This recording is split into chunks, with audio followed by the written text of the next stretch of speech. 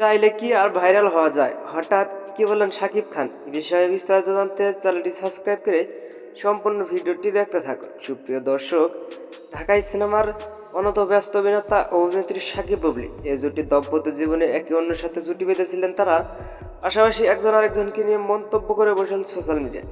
তার কারণে ব্যক্তিগত দ্বন্দ্ব রয়েছেন, আর তাই তাদের ব্যক্তিগত দ্বন্দ্বের কারণে শাকিব বুবলি এখন সেপারেট। কিন্তু এবার সবকিছু পেছনে ফেলে দ্বিতীয় সন্তান বীর ও বুবলিকে নিয়ে ক্যামেরাবন্দি হয়েছিলেন শাকিব খান।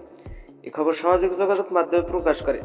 হঠাৎ শাকিব বুবলি একই ফ্রেমে, এ নিয়ে সোশ্যাল মিডিয়ায় ব্যাপক আলোচনা সমালোচনা বলেছেন সব রাগ অভিমান ভুলে আবার এক হলেন শাকিব বুবলি। কিন্তু আজ একটি সংবাদ মাধ্যমকে শাকিব খান বলেন, চাইলে কি আর ভাইরাল হওয়া যায়? বুবলি সবসময় হুট করেই ভাইরাল হয়। সো ভিউয়ার্স, হঠাৎ শাকিব খান বুবলিকে নিয়ে প্রশংসা করে যাচ্ছে। এই বিষয়টি নিয়ে আপনি কি ভাবছেন সেটা ভেবে কমেন্ট করতে পারেন নিচে কমেন্ট বক্সে। ধন্যবাদ আমাদের পুরো ভিডিওটি উপভোগ করার জন্য।